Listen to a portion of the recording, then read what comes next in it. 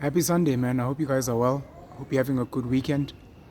I know I try really hard to unplug from the frustrations of the politics of this country, but I guess I just wanted to share that I think if we're going to make this country work, and if some of you are budding political leaders or leaders in other spheres, some of the things that we have to fix fundamentally is our schooling system. And I think we need to unplug a lot of children from maths, science, and into more practical subjects like farming, woodwork, um, mechanical work, etc. Um, what else? We need to get some people off the money system. What that means is some people are going to have to barter because we're not all going to have money. We need to look into bartering livestock, to bartering services, bartering other goods as well. We need to ensure that we have decent energy. ESCOM is a problem. We need to dismantle the monopoly that is ESCOM. Of course, we'd like to privatize, but besides privatizing, just see if you can generate your own electricity in your own homes, in your own spaces, in innovative ways. We need public transport systems that are world class. Our taxi system is decent, but it's not that great. And obviously, because of violence, we can't innovate very well around it. So that we can track taxis on an app to see when they're traveling, where they're going, maybe pay via tapping our phones, tapping our bank cards, etc. We're going to need to fix our railway system. Our railway system has been decimated by people that have built a trucking mafia that make money from transporting commodities and other goods to places like Richards Bay and Durban and around the country. So we need to bring our railway systems back, not just for goods, but in particular for goods, but also for passengers as well. This country used to be built for a strong economy, for a first world economy, and it has been dismantled probably by some of the apartheid beneficiaries who just didn't want a black government to succeed in running this country successfully, but also from some greedy black people, whether politicians or business people, who have seen an opportunity to make money from a broken, corrupt system. Tenders are great, but it would be nice if some of the services government offers are done in-house. It will create more jobs for government. It will make sure that government sources supplies and services almost at cost or at a very minimal profit, and we can move forward and get work done. But fundamental to all of that is our education system, which has become very poor, and where our people leave with matric or they leave with a degree and a diploma, but they can't even start a basic business. They can't work with their hands. They can't grow food. They can't make anything. I think that's fundamentally important, something we need to think about. Also, please keep reading articles on solar, on nuclear, on alternative energy.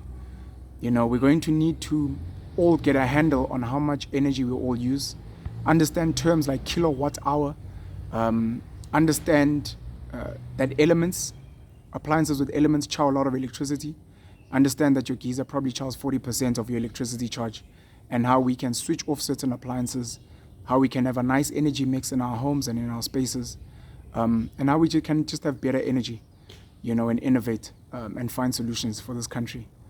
If we're not going to fix this country, some of the most talented people are going to leave and go to better countries, and we're going to be left with the worst of the worst.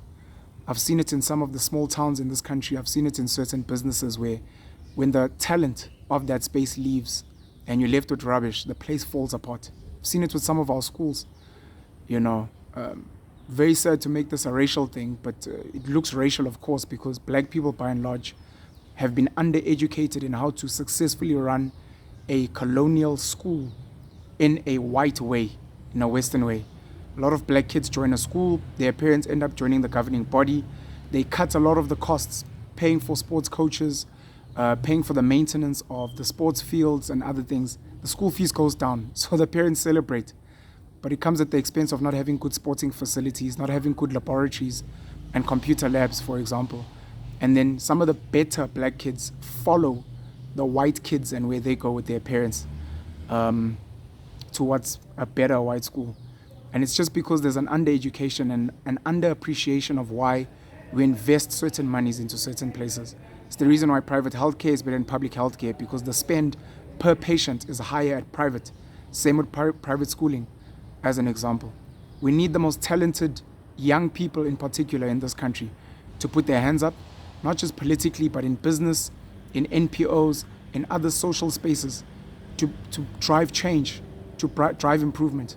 When you're visiting your parents, your grandparents in the townships over the weekend or over the festive season that's coming up now, please look at some of the problems that are out there and please apply yourself and say, how can I solve these problems? It's been 30 years of maybe gravel road. Can you get involved in getting the municipality of the area to build tarred roads? Maybe the people, they still don't have electricity. How can you be like a Gayton Mackenzie and ensure that they deliver basic services to the people there? Some of the biggest changes in this country are going to come from some of us. And don't fear tenders in particular, because some of the solutions you're looking for, there's a tender there. And if you can serve that community, you can fix some of those problems. Put your hands up and say, I'm not really here for money. Money is obviously great, but I'm here because I want to serve. There's no reason why these roads should have crazy potholes. There's no reason why there should be 8 hours of darkness in certain areas. There's no reason why the schools in certain areas are falling apart. Where's the maintenance budget? Why are the parents not getting involved? Some of the parents might even be plumbers, electricians, etc. They can do good work at those schools. Some of those schools need to partner with community gardens so that the kids can learn how to grow their own food and so that those community gardens can feed the kids and their parents. Some of these schools need to partner with the local businesses and get the local businesses to pump money into the school, into sports, into laboratories, etc., so that the communities can find solutions. These are just some of the thoughts I'm having on this Sunday morning. I hope you're pretty chilled and pretty relaxed.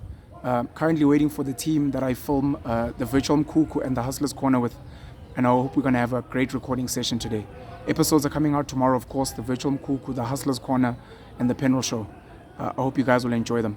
Please don't forget, if you would like to sponsor any of my videos so that I can advertise your business on this platform, please do so. It's 500 Rand per video for now.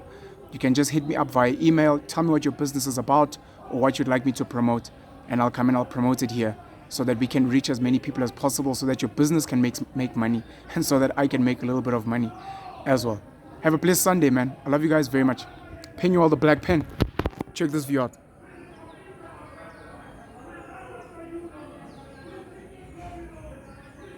I'm quite privileged. I don't take it for granted at all, ever. If you work hard, if you work smart, if you meet the right people, and if you apply yourself, we can enjoy spaces like these, along with going to do work in the squatter camps and the townships. But we can also enjoy some of the more upmarket, pretty places as well, and enjoy this country and this world to the fullest extent. Pin you all the black pen. Cheers.